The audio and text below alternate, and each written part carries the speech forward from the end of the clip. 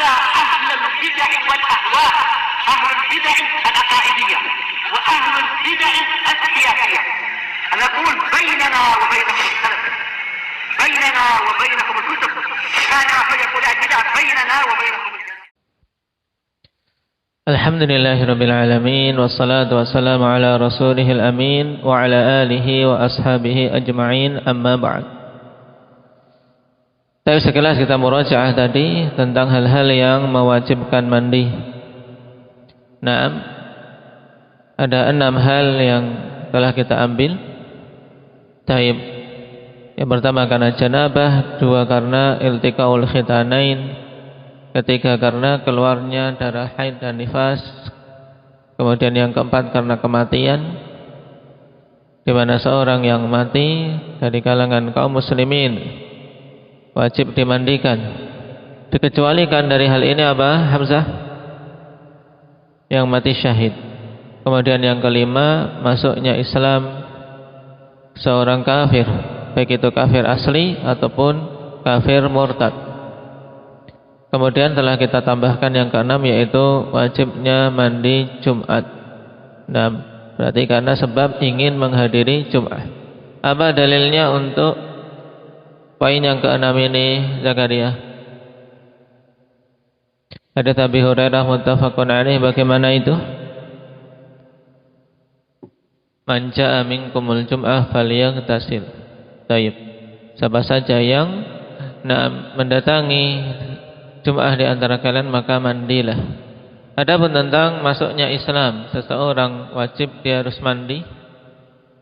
Dan kalau seorang bertanya mandinya ini kapan, apakah setelah mengucapkan 2 kalimat syahadah ataukah belum? Nah, maka kalau kita perhatikan ikhwan, fi'il para sahabat yang masuk Islam seperti pada kisah Thumamah ibnu Utsal. Demikian pula pada kisah Ummu Abi Hurairah. Kita dapati mereka mandi terlebih dahulu. Mereka mandi baru datang kepada Rasulullah sallallahu alaihi wasallam mengucapkan kalimat syahadah. Baik. Sekarang kita lanjutkan terkait sifat mandi janabah.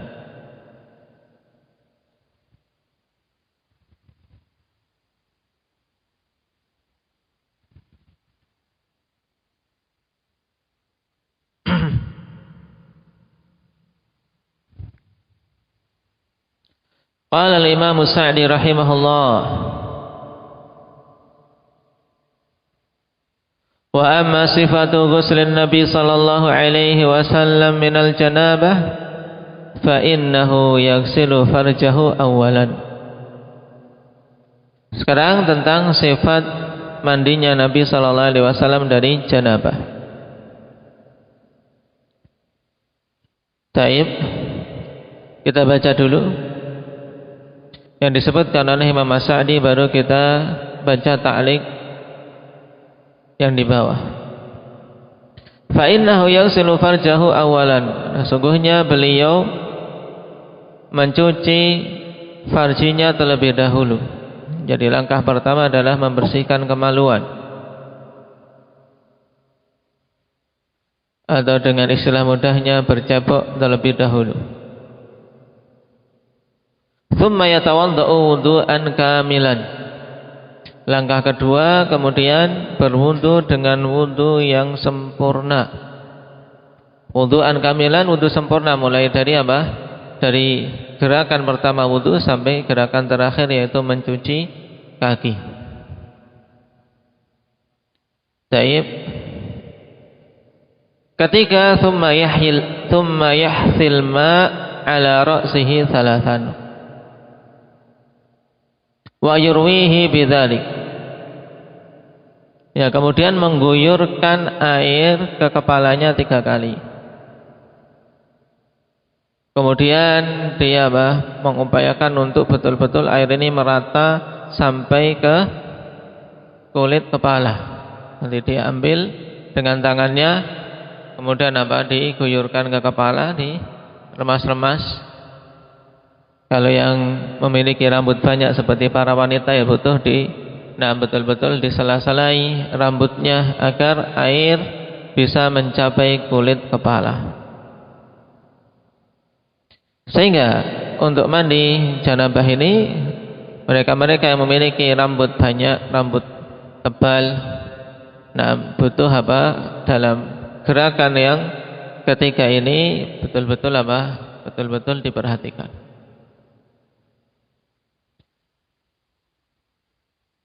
Thumma yufidul ma'ala sa'iri jasadih, kemudian mengguyurkan air ke seluruh jasadnya.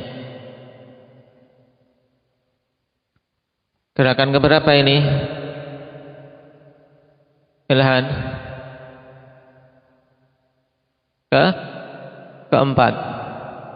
Nah, jadi ke seluruh jasadnya semua rata, memperhatikan bagian lipatan-lipatan tubuh. Nah, thumma yansilu rijlaihi bi mahallin akhar. Kemudian mencuci kaki di tempat lain. Kalau tempatnya mungkin kurang bersih bawahnya, kemudian dia ganti tempat, baru apa? Mencuci kaki. Taib. Perhatikan catatan kaki nomor 4. Hadhihi sifah ja'at fi hadithi Aisyah radhiyallahu anha. Sifat ini datang dari hadits Aisyah radhiyallahu anha. Nah, dan ini diantara salah satu hikmah Rasulullah sallallahu alaihi wasallam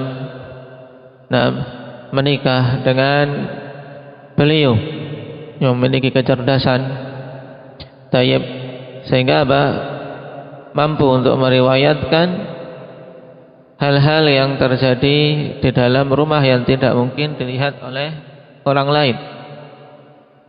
Nah, karena apa yang dilakukan oleh Nabi sallallahu alaihi wasallam pada semua kondisinya padanya ilmu. Ketika tidurnya bahkan bagaimana cara tidur, demikian pula ketika mandinya. Nah, Ummul Mukminin Aisyah radhiyallahu anha menuturkan tentang bagaimana sifat mandinya Nabi sallallahu alaihi wasallam. Kana Rasulullah sallallahu alaihi wasallam idza ightasala minal janabati yabda'u fayaghsilu yadayhi thumma yufrighu bi yaminihi ala shimalihi fayaghsilu farjah.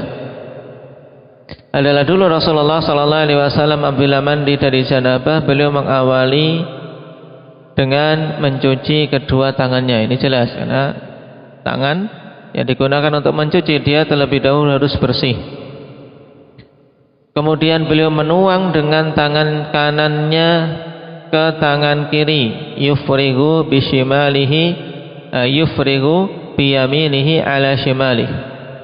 Beliau menuang dengan tangan kanannya ke tangan kirinya, fayaghsilu farjah, kemudian beliau mencuci farjinya. Ini sangat detail. Bagaimana kaifiyah ketika mencuci kemaluan? Yaitu apa? Yang menyiramkan dengan tangan kanan, kemudian yang membersihkan dengan tangan kiri.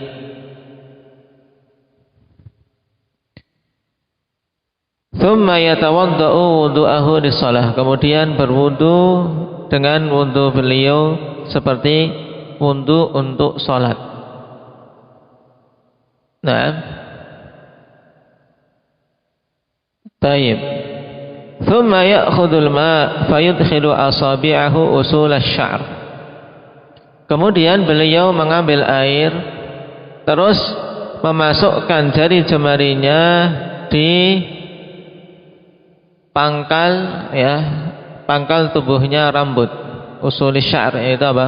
Pangkal tubuhnya rambut, yaitu dia salah-salai sampai menyentuh kulit kepala. Agar agar air betul-betul sampai, apalagi ini yang memiliki rambut-rambut lebat. Karena kalau sekedar diguyur begini saja, bisa saja air langsung lari, nggak masuk. Lebih lagi yang suka memakai minyak rambut. Nah, tayyib, diguyur air kepleset. Nah, melalat aja kepleset yang sering pakai minyak rambut banyak. Nah, taib. Hatta idza ra'a an qad istabra'a hafana ala ra'sihi 3 hafanat. Sampai apabila beliau telah memandang bahwasanya air betul-betul mencapai pangkal tumbuhnya rambut, yaitu di kulit kepala, maka beliau menyiramkan ke kepalanya 3 kali siraman. Thumma afadha ala sa'iri jasadih, kemudian mengguyurkan air ke seluruh jasadnya. Thumma ghassala rijlaihi, kemudian beliau mencuci kedua kakinya. Hadits akhrajahul Bukhari wa Muslim. Naam. Riwayat ini sangat detail dan merupakan hadits pokok yang menggambarkan dan menuturkan tentang kisah mandi janabah yang dicontohkan oleh Rasulullah sallallahu alaihi wasallam dari amalan beliau.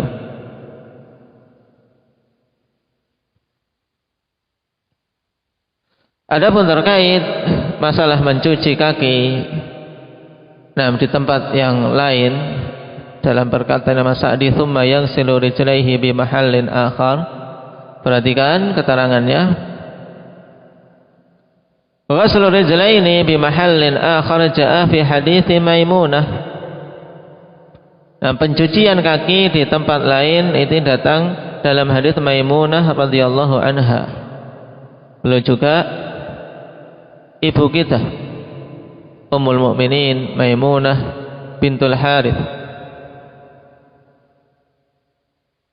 Apa hubungan beliau dengan Abdullah bin Abbas? Indaka Mujahid Bibi. Kenapa? Hubungannya dari arah mana? Maimunah bintul Harits. Kalau ibunya Abdullah bin Abbas siapa namanya?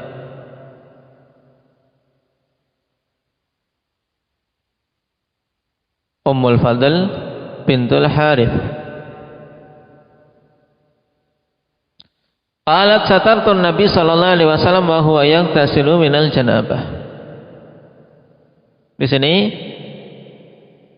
Maimunah radhiyallahu anha mengatakan, aku menutupi Nabi sallallahu alaihi wasallam dalam keadaan beliau mandi dari janabah, yaitu apa? Menutupi, membuat sitar.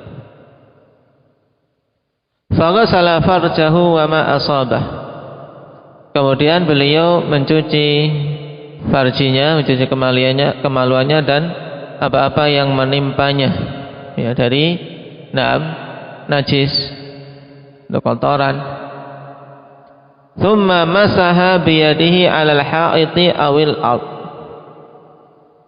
Kemudian beliau mengusapkan tangannya ke tembok atau ke tanah.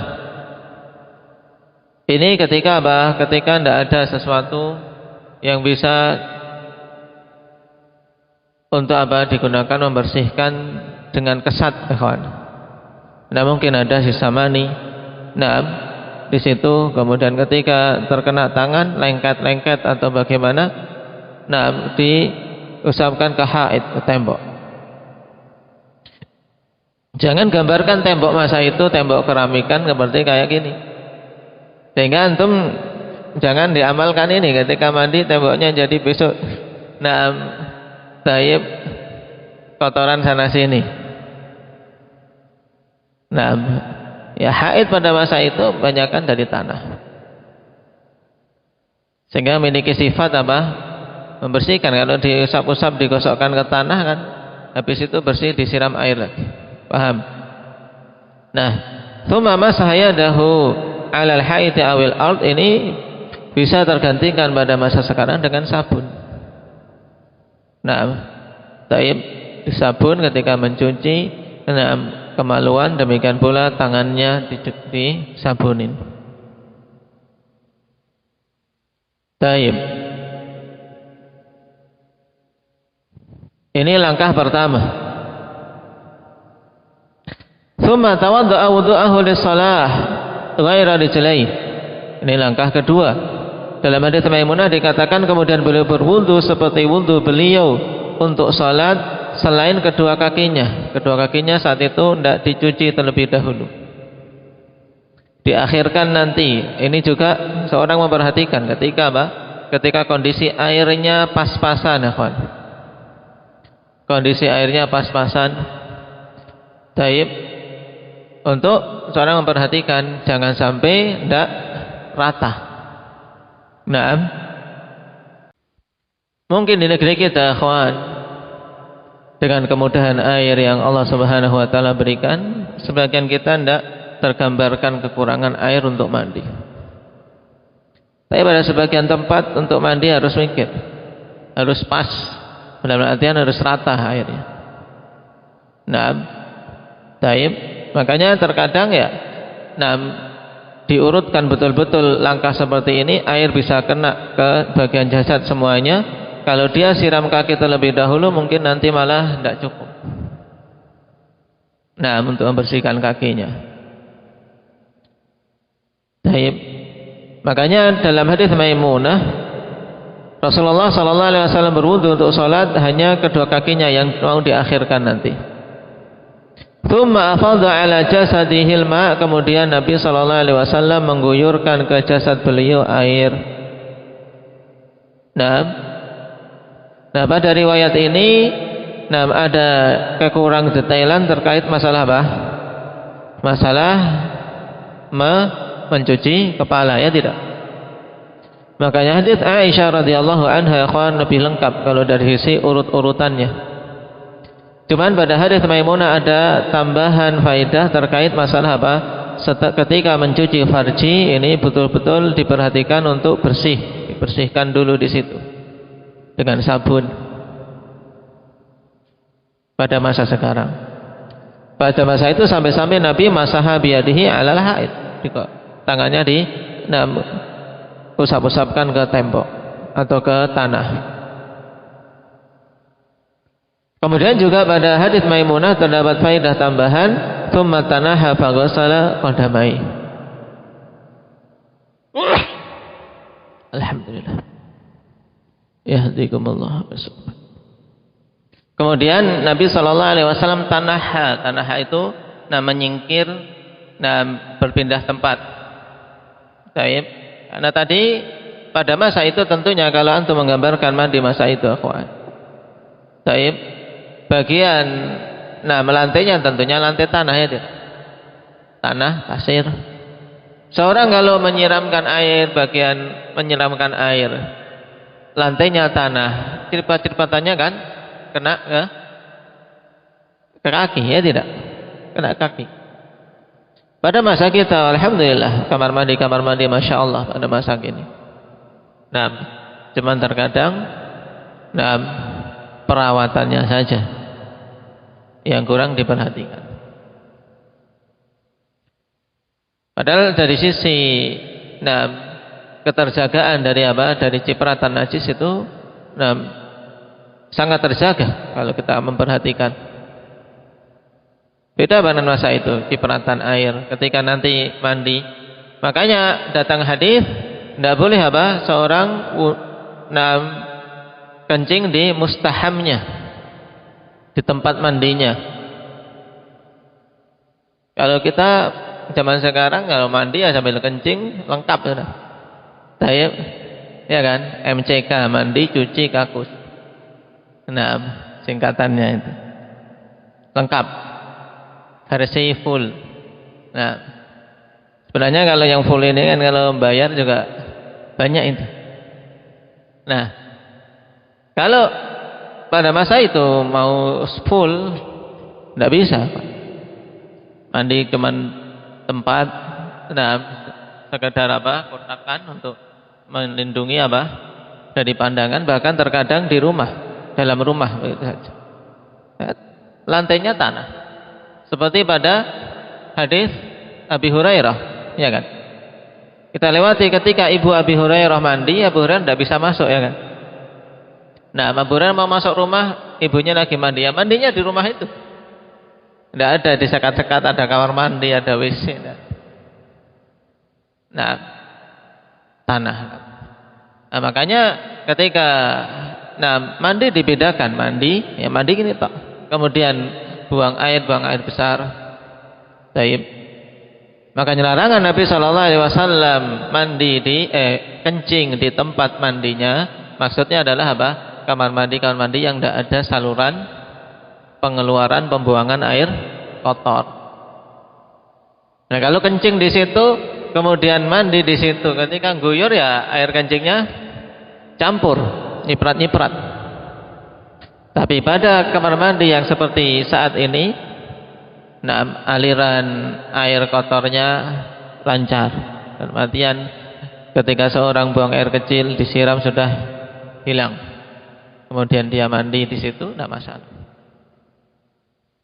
Nah, ini terkait masalah ghassala rijlaihi. Mencuci kedua kaki dengan apa? Pindah tempat. Agar apa? Cari tempat yang bersih. Baik itu mungkin pindah tempat sudah memakai sendalnya atau naik di batu kemudian disiram kakinya sehingga bersih.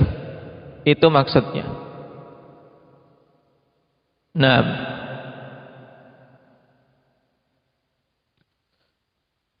Hadits akhrajahu al-Bukhari wa Muslim.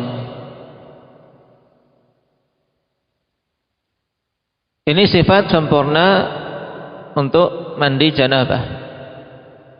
Dan sama ikhwan, mandi janabah, demikian pula mandi dari haid, demikian pula mandi wajib untuk menghadiri Jum'ah. Dari sisi kaifiyahnya. Karena dalam mandi Jum'ah juga Nabi sallallahu alaihi wasallam pada sebagian hadis menyebutkan apa? Man iktasala yaumal Jum'ah ghuslal janabah. Dalam artian mandi pada hari Jumat seperti mandi janabah. Kaifiyahnya, yaitu dia betul-betul berupaya semua jasadnya terkena air.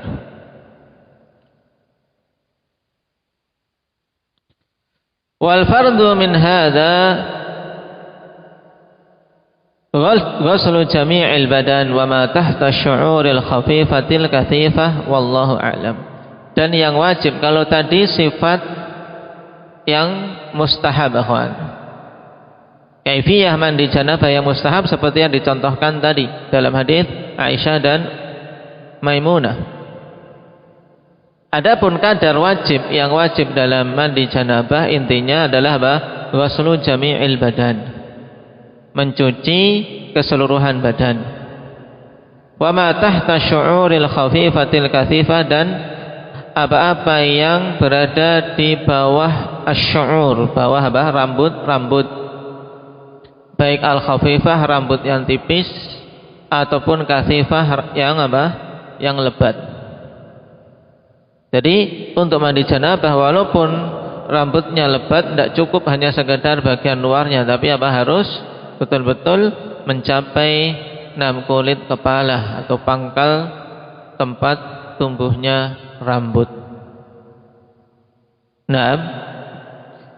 Kemudian di sini perlu ditambahkan ikhwan, ma'an niyah, bersamaan dengan niat. Taib.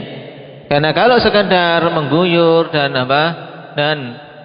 tadi meratakan semua bagian untuk terkena air, tapi tanpa diiringi dengan niat, maka juga tidak sah.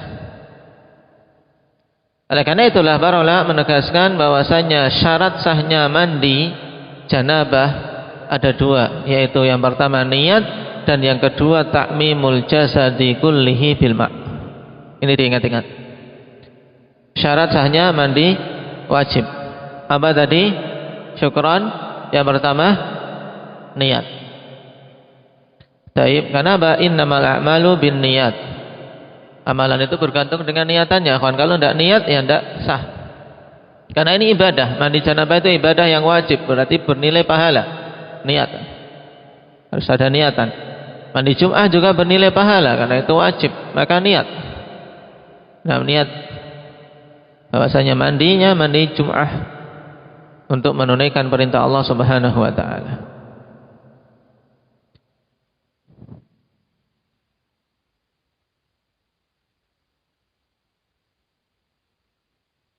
Yang kedua dari syarat sahnya mandi apa? Ta'mimul jasadi kullihi bil ma', yaitu meratakan keseluruhan jasad dengan air. Nah, jadi seandainya seorang mandi janabah masuk ke kolam, nah sudah repot. Nah, cepat-cepat waktunya sudah mepet, subuh mau habis, kalau mau nyari air, nimba repot. Dia di pinggir sungai nyemplung saja, nyelam. Udah niat nyemplung, sah enggak? Sah. Nah, baik. Selama semua anggota-anggota tubuhnya, nah bagian tubuhnya, jasadnya tersebut semua terkena air, maka sah mandinya dengan niatan tadi. Baik. Terus niatannya apa, akhwan? Niatannya adalah raf'ul hadatsil akbar. Untuk mandi janabah, dia meniatkan untuk mengangkat hadas akbar. Mengangkat hadas akbar.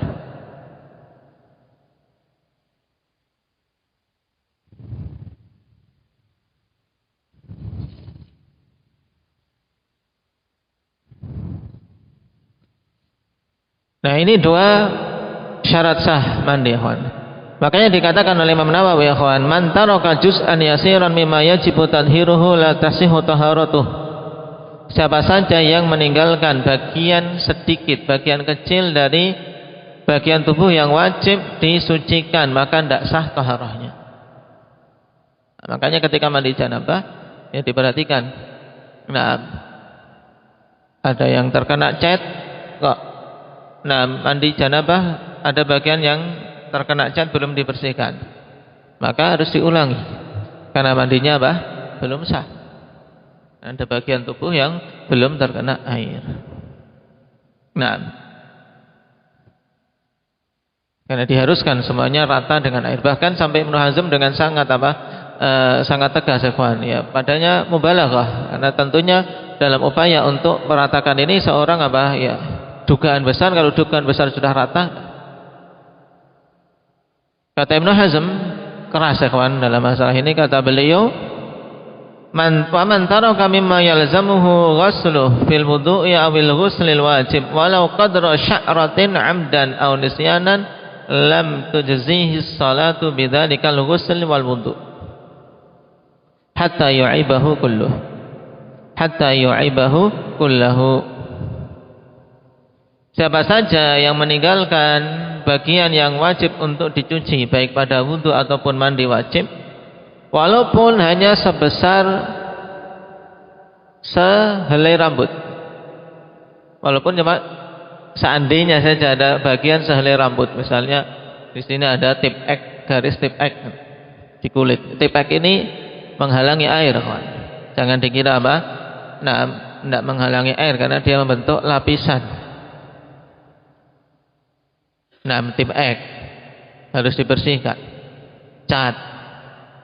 Kalau pulpen gimana, Bib? Ada garis pulpen di tangan ini. Ketika wudu, ketika mandi wajib gimana? Sah enggak? Kenapa?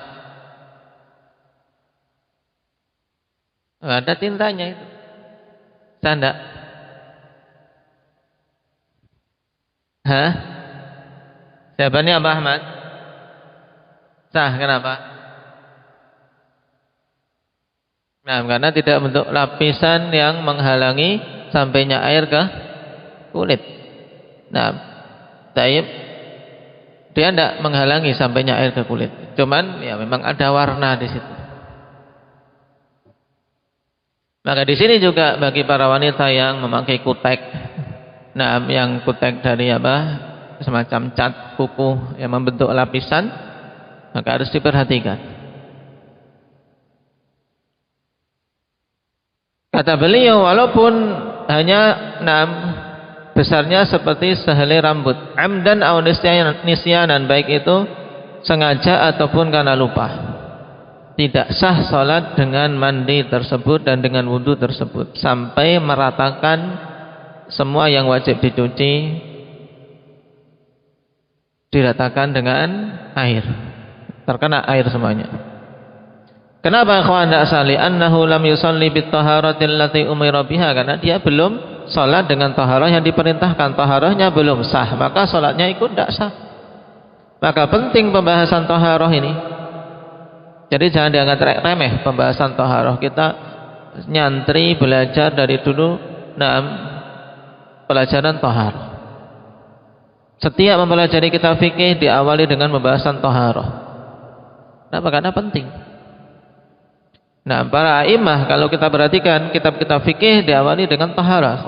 Nah, itu syarat untuk amalan yang agung, yaitu salat. Jadi taharahnya harus benar. Makanya sangat aib seorang tidak paham masalah taharah, hukum-hukum sebulan taharah. Kemudian dia melewatinya dan berbicara pada perkara-perkara yang lain. Yang terkait dengan kemaslahatan umat yang luas. Masalah taharah saja tidak bisa.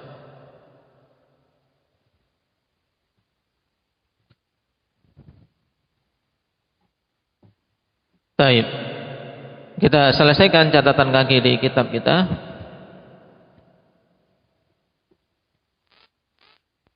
Ai annal wajiba fil ghusli huwa ta'mimul badani bil ma'i wa isalul ma' ila ma tahta sya'rah al-khafif wal kathif. Maksudnya bahasanya wajib dalam mandi ini yaitu meratakan badan dengan air dan menyampaikan air ke bagian bawah-bawah rambut, baik rambutnya itu rambut yang tipis ataupun lebat. Wa ilal maghabin. Wa ilal maghabin, makna maghabin yaitu apa? Bagian-bagian tubuh yang tersembunyi, lipatan-lipatan, itu maghabin.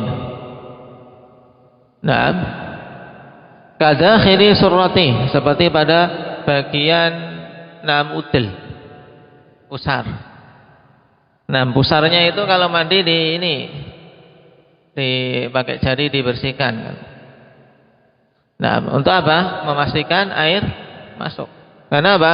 Dia kan taib ya lubang, ada lipatan-lipatan itu. Kalau seorang cuman diguyur dari atas terkadang lewat saja. Ini kalau mandi wajib harus diperhatikan. Bagian apanya? Tadi hidir, udel. Nah, apa bahasa Indonesianya? Pusar. Bahasa Arabnya surrah. Nah, taib surrah. Kadakhili surrati, seperti bagian dalam pusarnya. Wa ibtai, dan apa? Bagian ketiaknya. Nah, ketiak ini juga diperhatikan ketika mandi, digosok biar air apa? Biar air betul-betul nyampe di situ. Wa ma tahta rukbataih, dan yang berada di bawah lututnya, di lutut, kemudian bagian lipatan belakangnya.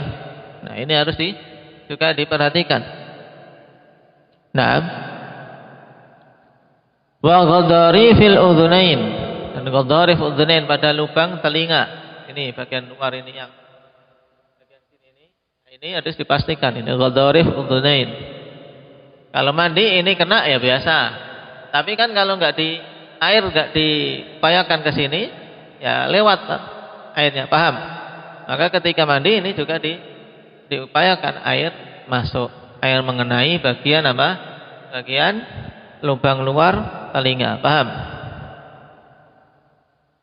Wa kadza yajibu alaihi al-madmadah wal istinsyaq, demikian pula wajib atasnya berkumur-kumur dan istinsyak.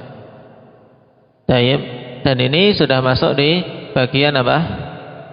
Bagian wudu di awal. Kalau seorang ketika mandi janabah sesuai sunnah, maka akan apa? Akan sempurna sudah. Khilaf kuat tentang apakah madmadah dan istinsyak diharuskan untuk mandi wajib. Tapi sunnah jelas. Jelas Nabi SAW berwudu sebelum apa? Sebelum mengguyurkan air, maka sudah masuk madmadah dan istinsyak. Fa idza iktasala bi niyyatil wudu wa lam yatawadda fa innahu la yujzi'uh 'anil wudu illa idza kana al-ghuslu an janabah. Faedah ini diperhatikan, pentingnya niat. Karena dengan niat terbedakan akhwan amalan satu dengan amalan yang lain. Apabila seorang mandi dengan niatan wudu, dalam keadaan dia belum berwudu, mandi dengan niatan wudu, paham? Mandi sekalian wudulah. Nah, mandi dengan niatan wudu. Fa innahu la yujzi'uh, maka tidak sah untuk apa? Untuk ini menggantikan wudu. La yujzi'uhu 'anil wudu. Tidak sah untuk dia apa? Menggantikan wudu. Illa idza kana al-ghuslu an janabah, kecuali apabila mandinya itu mandi junub. Kalau sekedar mandi harian, ikhwan, mandi untuk kebersihan badan setiap hari, kemudian mandi sekalian niatan wudu tanpa dia berwudu. Nah, mandi niatannya wudu, tidak sah, paham? Kenapa? Karena ini mandi bukan mengangkat hadas akbar, ya kan? Mandi biasa untuk menyegarkan tubuh, untuk membersihkan tubuh. Jadi harus ya gerakannya, kalau mau wudu ya setelah gebyur-gebyur ya dia berwudu sempurna. Kecuali apabila mandinya ini mandi janabah. Kalau mandi janabah bisa. Naam, fa in kana ghusluhu an janabatin fa innahu yakfi 'anil wudu. Apabila mandinya itu mandi janabah, maka itu cukup, mencukupkan untuk apa? Untuk seorang apa? Tidak perlu berwudu lagi. Yakfi 'anil wudu. Ya, ketika dia mandi janabah, ya, niatan mandi janabah kan mengangkat hadas akbar. Kalau hadas akbar sudah terangkat, maka hadas asghar juga ikut terangkat.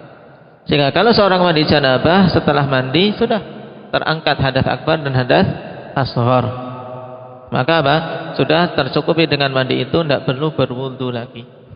Kecuali kalau apa? Di akhir mandinya misalnya dia batal, dia kentut atau yang lainnya, atau dia apa? Sudah selesai ketika pakai handuk, nah menyentuh kemaluannya misalnya, nah, dia disunahkan berwudu lagi. Bagi yang menyatakan nah tidak batalnya wudu dengan menyentuh kemaluan. Tapi kalau menyatakan batalnya berarti wajib berwudu lagi. Paham sini bedanya? Liqaulillahi ta'ala wa in kuntum junuban fattahharu. Mana dalil yang menunjukkan kalau ada seorang mandi wajib, mandi janabah untuk mengangkat hadas akbar itu cukup juga dari wudu, dalam artian tidak perlu berwudu lagi. Dalam ayat wa in kuntum junuban fattahharu. Apabila kalian junub maka bersucilah, dan maksudnya adalah mandilah. Walam yadhkur wudu'an. Allah tidak menyebutkan wudu di sini, menunjukkan bahwasanya dengan mandi itu sudah cukup. Paham? Baik itu sebelum mandi berwudu ataupun tidak, ikhwan. Ya. Misalnya seorang mandi tadi mandi wajib, tapi tidak melakukan sunnah-sunnahnya, langsung pokoknya gebyur-gebyur tapi rata. Sah tidak mandinya? Zakaria? Sah. Nah, sah juga dia dikatakan suci dari hadas asghar tidak? Hah? Iya, hadas asghar juga ikut terangkat. Karena ketika dia meniatkan untuk mengangkat hadas akbar, maka hadas asghar ikut terangkat. Sehingga apa? Tidak perlu berwudu lagi.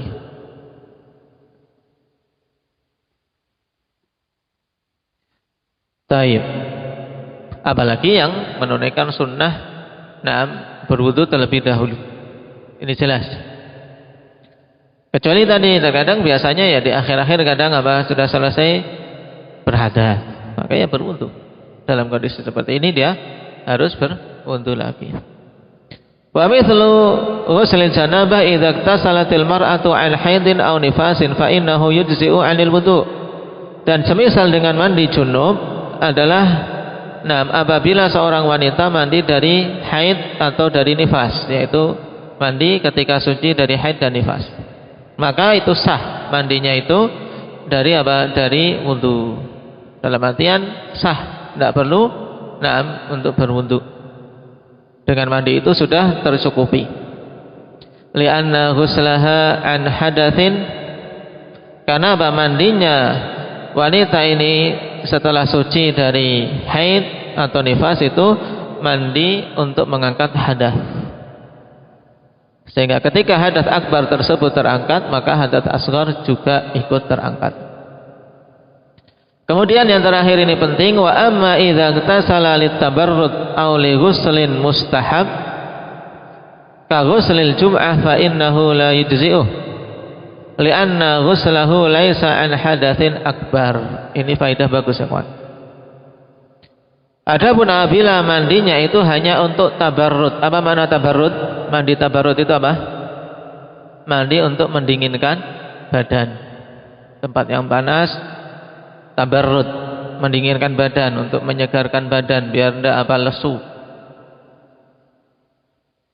Nah, auli ghuslin mustahab, atau untuk suatu mandi yang sifatnya mustahab. Ghuslil jum'ah, seperti mandi Jum'ah, dan telah kita lewati mandi Jum'ah yang rajih apa? Wajib. Fa innahu la yujzi'uh, karena sesungguhnya itu tidak sah, tidak mencukupi dari wudu. Jadi tetap wajib wudu. Kenapa? Karena mandinya itu bukan untuk mengangkat hadas akbar. Mandinya tersebut bukan untuk mengangkat hadas akbar. Makanya akhwan, karena ada pendapat seperti ini ketika mandi Jum'ah ya, memang kalau kita perhatikan mandi Jum'ah bukan untuk mengangkat hadas akbar, tapi mandi untuk persiapan seorang menghadiri Jum'ah. Baik dia berhadas ataupun tidak berhadas diperintahkan mandi. Nah ini dibedakan. Sehingga kalau mandinya niatannya untuk mengangkat hadas, maka itu mencukupi dari wudu. Tapi kalau bukan untuk mengangkat hadas, nah maka tetap dia harus berwudu lagi. Paham? Nah, barakallahu fikum. Naktafi bihadza, subhanakallahumma bihamdik, asyhadu an la ilaha illa anta, astaghfiruka.